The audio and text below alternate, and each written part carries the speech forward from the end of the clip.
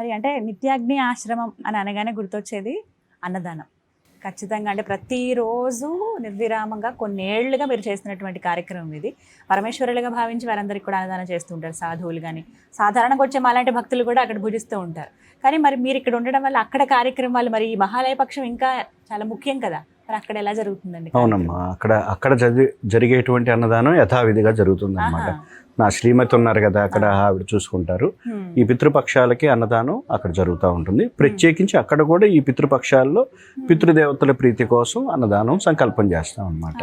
ఇప్పుడు ఎవరైనా అన్నదానం చేయించాలి ఆశ్రమం తరపు నుంచి అంటే గనక, అంటే రెగ్యులర్ గా ఉండేటువంటి కాంటాక్ట్ ని ఇవ్వటమే అనమాట. గతంలో వాళ్ళు కూడా ఇచ్చుంటారు కదా పితృపక్షాలకి, అదే విధంగా మన ట్రస్ట్ కి వాళ్ళు డొనేట్ చేయొచ్చు. స్పెసిఫిక్ గా వాళ్ళు పితృపక్షాల కోసం అని మెన్షన్ చేశారు అనమాట.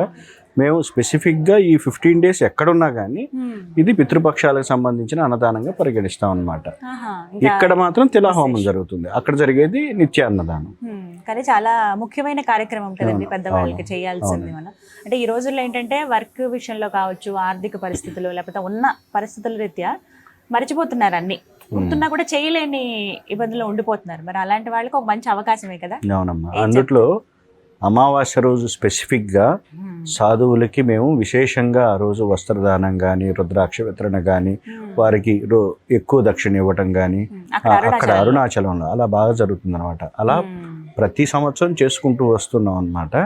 విశేషంగా జరుగుతుంది అరుణాచలంలో. ఇక్కడైతే తిలాహోమంలో ఈసారి మొదటిసారి కదా తిలాహోమం కాశీలో, కాబట్టి నేను పర్సనల్గా పర్యవేక్షించాలనేది నా ఉద్దేశం.